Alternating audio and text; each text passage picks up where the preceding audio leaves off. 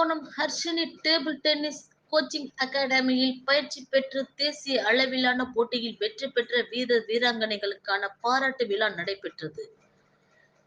ராணிப்பேட்டை மாவட்ட table tennis association செயலாளர் doctor Panneerselvam, Srikrishna கல்வி குழுமங்களின் செயலாளர் ரவிக்குமார், ரோட்டரி சங்க தலைவர் மணிகண்டன், டேபிள் டென்னிஸ் பயிற்சியாளர் சதீஷ்குமார், தொழிலதிபர் ஜெயராமன், சுந்தர் ஐயர் கலந்து கொண்டனர்.